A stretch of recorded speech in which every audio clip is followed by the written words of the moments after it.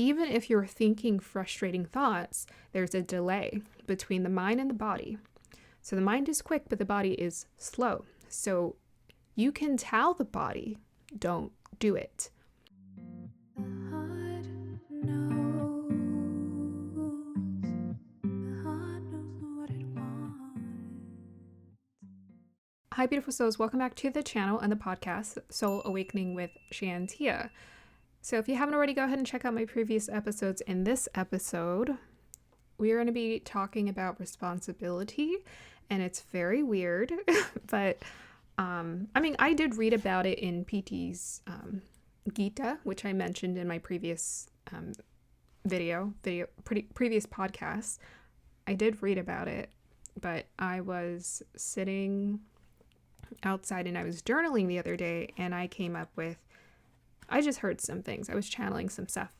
So I don't know. Sometimes it's really hard to pinpoint where are we getting insight, where are we getting knowledge. Is it coming from a book I read? Did someone say something? And it doesn't really matter. It all belongs to the divine anyways. So let's just credit the true author of that insight, which is the divine.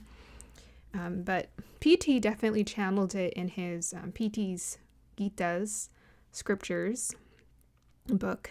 And I will be mentioning that part as well. And I did say in my previous podcast episode that I might be referring to this book because it has so much incredible insight and knowledge. All right, so let's go ahead and dive into the topic of responsibility and what I've learned from my experience of being able to tune into my intuitive abilities and what that taught me. So as you guys know, I started my spiritual YouTube channel in 2022. I think June. It was like June 22nd, 2022 is when I started it. I actually have that date for it. And I started creating videos, and eventually I started doing tarot. And at first I was doing it for fun, but that first video I was creating a tarot video where I was just going to read the cards and see what energies I was picking up. I started getting visions. When I was holding a crystal, I was just staring at it and I started seeing something. I started seeing a character in my mind's eye. And that's when I realized that I was intuitive, because when I flipped the cards over, the story I was seeing was matched with the picture I saw in my head. It was putting the pictures together. And right around fall time, I started to feel some sort of weird pressure. So I was making videos, I was having fun, I was creating a lot of the fun, trendy tarot videos that people were doing. And then something told me to pause and to redirect. And I am such a goal setter. When I'm set on doing something, I just like hit the town running, hit the road running. I just hit the road running and I just go for it and I start having fun. I was getting creative. I was creating like 3 videos a week and then 4 videos. Like I was just creating an insane amount of content because I was having fun. But then something told me to put the pause on or press on the brakes, and something was telling me I was being called to more responsibility. So in my 7 levels of consciousness video, I talk about raising into higher states of consciousness. And the 5th level of consciousness is where you become a receiver. It's where you become an antenna. This is where your psychic abilities become more apparent to you. And this is part of the passage to rising into a higher state of consciousness. Some people get sucked into that state of consciousness and they get very fixed on it. They get very fixed on their psychic abilities. Maybe some people are just younger souls or spirits, perhaps, that are needing to experience learning about psychic abilities. So that's part of their destiny. And then, in the next lifetimes, they'll be asked to evolve even further. I tuned into it, and almost as soon as I tuned into it, something told me I had to go higher and keep going. So I felt this weird guilt or pressure from sharing these psychic abilities, these intuitive abilities. And essentially what happened when I unlocked, or something spontaneously unlocked my intuitive abilities, which I've always had, it's just I've never used it like that. That's the thing. I've always been intuitive. I just didn't know it was literal because I didn't know I was literally psychic or could be. I just tested it and realized I had it, and I've been using it without thinking about it all my life to create art and all kind of things intuitively. But I literally, by doing a reading on camera, saw, oh, I actually see things. Like there's actually something that's talking to me, like a divine source that's giving me knowledge and advice. But something told me that I was being given more responsibility. So from then on, I redirected my readings towards helping people to evolve. So I started talking about using our intuitive abilities. I started talking more about evolution. What was one of the karmic cycles, karmic shifts? I started talking more about those themes in my readings. I started talking about what we needed to do to heal, what we needed to do to like really work on ourselves, instead of the instant gratification messages, which felt nice. Oh, you're great, you're amazing, you have these gifts and talents, and yada yada. But I started grounding my message more and focusing more on the work that we had to actually put into ourselves to heal. And something was telling me I had to do that work too to evolve even further. So when you're rising up into those higher states of consciousness, you're going to be asked to take on more responsibility. More responsibility. So I'm going to go ahead and read my notes, and then I will read PT's notes on responsibility. Now, often what this world teaches you what responsibility is it's about paying your bills, get a job, take care of your responsibilities, pay your taxes. This is what responsibility is. But that responsibility is man-made. Now, if you dissect the word responsibility, it's in the word. The word itself will show you that responsibility is actually something else entirely, and it's not what society has programmed you to think it is. The thing about societal programming, I know sometimes we get mad, we get frustrated at societal programming. Well, why was I born into this circumstance? And all I could say, just based off of the way that it's designed and the way that life unfolds, it seems that it's intentional. We are born into some sort of spiritual quest we're supposed to go on, or challenge that we're supposed to figure out, some sort of riddle. Like life is a riddle we're supposed to figure out.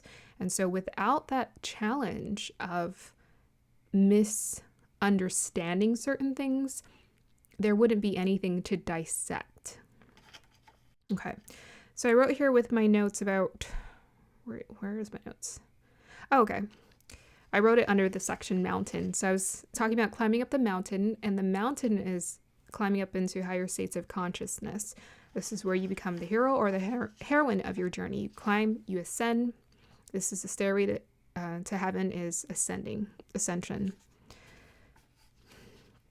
Okay, so responsibility, the only responsibility you truly have is to yourself. Here's the word broken down. We have response, and then we have ability. Response, ability. Your ability to respond to life better. So our abilities, our capabilities, it's what we grow in, right? So I have artistic capabilities. I also have communication capabilities and abilities. But without me learning how to use them habitually, they wouldn't improve. It's just an ability, as is intuition is also an ability. It's not a talent. So we have response. So response, how are you responding to the world? So I wrote here, life speaks, people act, and you respond. So our true responsibility in this world is to respond correctly and properly to certain situations. Think about karma. Everything is about karma here, and karma is all about consequences to your actions. Your actions are your responses to certain situations. So when you react or respond with aggression, frustration, it creates action. So you might have frustrating thoughts and ideas. And this is, I've been kind of studying like sociopaths and, killers. They are very reactive, and I'm pretty sure every single person who has committed a heinous act has premeditated it. Every single one of them. They obsessed over the idea. In fact, many will admit, oh, I was thinking about doing this for a long time. Now, whether that was their chosen victim or not, they just needed someone, perhaps who was available for them to take their anger out. But most of them were premeditating on this anger. They were sitting with those dark thoughts, imagining over and over and over, doing it until they finally did it. And they snapped. But they were just waiting for the perfect opportunity. So even if you're thinking frustrating thoughts, there's a delay between the mind and the body. So the mind is quick, but the body is slow. So you can tell the body, don't do it. And, I find it so interesting, our fascination with sociopaths, psychopaths, and killers, and shows like Dexter and You. These are highly popularized shows. And I remember years ago, I had a roommate of mine's, they were such a fan of Dexter. And I tried to watch it to I don't know, maybe I'll get into it. I couldn't watch it. I was like, I don't understand what the appeal about this show is. There's nothing appealing about this at all. Like, this person is doing something wrong and they're justifying it. And they're bringing you into the mind of a sociopath, a psychopath. And I'm like, what is it about these shows and these characters that people like? I used to watch Law and Order when I was young. And then after that, I stopped watching. And it just made me more cautious towards the world. And it made me realize, whoa, people hurt people. They hurt kids. It doesn't matter what age. People hurt each other. And so it taught me to be a lot more cautious. Law and Order, right? Interesting show, Karma. So life is all about how you respond to certain situations, even if you're frustrated. So instead of just building that frustration, you got to find a way to let go of that energy, redirect your focus. Instead of building your anger and your motive towards taking heinous actions or hurtful actions in this world with your body that you're telling it you're letting it do what it wants to do, you instead lean into discipline, lean into releasing, letting go, healing, tuning in, meditating, centering, and self-control. So that's what we have the ability to do. We could either, practice self-control, or we can release that darkness. And the thing is, there's a delay. So every single person who says it's insanity, that they were crazy or they snapped, it wasn't insanity. It was all premeditated, and they just made poor choices. So by the end of the day, when a person chooses to do something, maybe self-defense, it's in the moment, maybe you're not trying to be violent towards something, but maybe in self-defense you do something. But if you move towards someone, with some sort of whatever, it's usually premeditated. Okay, so I wrote here, the mind is quick, body slower. So what is the proper way for us to respond to things in this world? There's only one response, correct response, which is truthful. So in every scenario and situation you're in, I think I broke it down into 3 parts. 1, do not be reactive. 2, get back to center. And 3, respond truthfully. So not everything calls for any sort of action. In fact, almost little to nothing, anything aggressive. Let's just say someone says something towards you, they send a text or whatever, they're threatening you or anything like that. There's nothing to do. Usually in that case, feeding into the drama will only make it worse, because before actions take place, there has to be energetic ties, mental and emotional energetic ties that connect us to these situations and people. And you can deter that from happening by redirecting your energy. So instead of focusing on the drama, redirect and focus on getting back to center, calming down, and just figuring out logically or truthfully what you feel like needs to be done from that space. So just do the right thing. That's the proper response in life. Our responsibility is to ourselves. Our responsibility is how we respond. That's what we're here to do. We're here to learn how to respond as humans. Responsibility doesn't have anything to do with paying bills. It has nothing to do with getting married, adulting and getting married. I like to differentiate between adulting and spiritual adulting. Spiritual adulting is about rising into higher states of consciousness. So the evolution is happening on the spiritual level. It's that the physical level doesn't matter that much. Whether you get a house and kids and a marriage doesn't determine whether you're responsible or not. Anyone can procreate. So that tells you a lot about what procreating, becoming a mother or a father, a parent, doesn't make you more responsible. It forces you to be responsible because now you have to think about something outside of yourself, but that's an external responsibility. And the thing is, if you haven't created a foundation for your own personal responsibility, that external responsibility is going to be hard.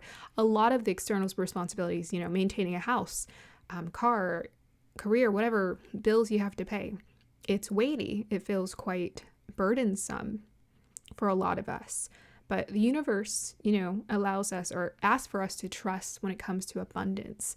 And so if we trust in abundance and we do what we're really here to do, which is to spiritually evolve, then, the physical, all of that other stuff will figure itself out and it'll be taken care of. But a lot of people are so eager to take on more physical, external responsibilities in this world. Well, let me, get promoted at my job.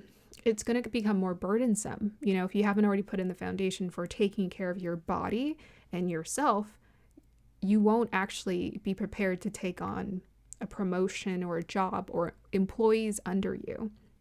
And in fact, we're not, and PT discussed this too, we're not actually designed that way. That's why those situations create more bondage and more suffering, is when you try to take on a lot more of those responsibilities, because now you're juggling all of those tasks and the foundation has not yet been set or even acknowledged. Okay, so this is what PT writes about responsibility on page 222. Funny enough. That's really cool. Okay, we have here, majority of people here do not take responsibility for their own selves. Otherwise, they would be much more response-able. Responsibility is response-ability to divine. Responsibility lies for the self before being. Responsible in any other way, a lot of irresponsible brats pose as responsible for family, etc. So it's kind of talking about that. I think I was channeling that. That's kind of weird. I don't know, maybe not. Because, okay, I was watching the TruMon show today and they just uploaded where they were talking about this. But I was like, that's weird because I journaled yesterday before they put that live out. Being responsible for the self is the only key that allows for everything good to happen in this world and the next. One has to honestly face one's irresponsibility towards oneself and the extent of it before one can change to being response-able. Yeah. So that's to say that a lot of the external responsibilities that we end up tying ourselves to, it's really just distractions. It's distractions. I don't know, I think once you take on having kids and whatnot, to be honest, I think it sort of delays the process. I'm not going to say, I think it's a little controversial sometimes when it comes to the spiritual seeking journey and relationships and kids, because people are like, so what do? I have kids. And I would say, yeah, just juggle everything, take it on and do the best that you can. I personally don't have an answer because what I found out on my journey is it felt unnatural. And I just realized it before I got in too deep. I don't know what to say. There are consequences, right? I'm still here in a body and I still need to eat and need shelter and all of these things. Just the basic necessities to survive. So, there are consequences, and that's where you sort of have to trust the divine. I think when it comes to having more responsibilities, such as maintaining a home or a business, or you have a family, the best thing to do would just to align so everything just flows in a way that's the most natural to you. So if you have a job, you have, a marriage and kids and all these things going on, prioritize yourself, make sure you're taking care of your well-being and your health, and then everything else will sort of fall into place. It'll fall into place. So I think it just comes down to priorities. And the priority is that you are responsible for yourself first. And I think the challenging part about being a parent I often see is that, parents are very reactive with their kids. They get impatient, so they have to watch their stress levels. They have to watch how they're responding because they're supposed to be an example to the kid, but they're also dealing with their own ups and downs, upheavals in life, frustrations, and pressures themselves upon taking a human being that they're helping to guide. So it's being a parent it's karmic, yes, but it's challenging. It's challenging. And if anything, I think just do your best, put your best foot forward and do your best to be there for your kids, do your best to be there for your family, and things will unfold. And at some point, those kids will be more in an independent state, and they will learn how to sustain themselves in their own way. And you can focus more on yourself at that point. So, kids eventually, as long as you're teaching them to take care of themselves, eventually they will be able to take care of themselves, and they will want to take care of themselves and be independent. I think if you raise them as such, then you will at some point have more of that free time to focus more on your personal responsibility. So I think that's the hard thing about going through an awakening, if I'm being totally honest, because for me, I had that awakening and I was like, oh my God, I have to leave this job. I can't do this anymore. And it was hard. I'm like, that was hard for me to do. So I think just imagining a person like you're in a marriage, you're going through an awakening, you have kids, and you have a job. Oh boy. That's like many different layers that you're going to have to sift through. I think the ask of us is all the same. As like, the universe and divine is just asking for you to put yourself first. But I think it's just harder to do when you have a marriage. You have all those other things to maintain. You have kids. It's just harder to do. It's still the right thing. Prioritizing your well-being is the right thing. And if you're prioritizing your well-being, you'll want to, have a healthier marriage. You'll want to raise your kids in a happy ecosystem. You'll want to do those things naturally, and you'll want to provide those things. You won't feel like, oh my gosh, it's so hard raising kids. It's like, well, if you think about, if you prioritize your well-being and you're taking care of yourself, you'll want to create a healthy environment and harmonize with the people you're around. You just have that additional unpredictability of not knowing how other people want to respond to you. So, even though I don't have like those same things, like not in a marriage, I don't have kids, I don't have a mortgage, I still exist around people, and I still have certain relationship dynamics that are playing out that I'm responsible to, where people are polar opposite of me, and I have to find a way to harmonize to the best of my ability. And the universe will put you. The thing is, even if you choose not to be in a marriage or whatever, the universe will put you with people that you have to harmonize with, because that's part of the lesson here on Earth. So you got to learn how to be around people. You got to learn how to work with people, help people out, be a team player, and things will thrive. Okay, so that's kind of my long spew about responsibility. Our responsibility is always to ourselves first, and everything else is just details. And a lot of it's distractions too. So you might say, oh, well, worrying about my kids, I need to worry about them. I'm like, do we need to worry? We need to take the time to reflect and think, what is that doing for me and my child when I'm just spending all this energy, mental energy, worrying about my kids, worrying about money, worrying about the future, instead of just doing what we can, working with what we got. And I will say this for all parents out there, if you have other responsibilities, understand that every person born on this earth is responsible for themselves too. So your kids eventually will learn this, and they will learn how to self-sustain, because that's the only way they're going to be able to evolve, as will your partners. They will have to also learn how to self-sustain as well. So our responsibility is to ourselves first, and then if we can create that foundation, then relationships and all those other connections will flow afterwards. And abundance will show up. Prosperity, abundance, what you need will always be there. And poverty has to do more with a fear than it does have to do with a lack of stuff. There's no lack of necessities in this world, but sometimes it's uncomfortable when we can't access as much as we would like, or more than we would like.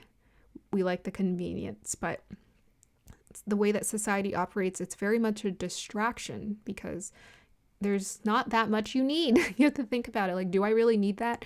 No, you probably don't. And if you can't access it, you definitely don't need it. And the last thing I would say about money, bills, and stuff like that, some of it is karmic. And you have to just let that play out. Trust the universe, prioritize your well-being, and the universe will prioritize you.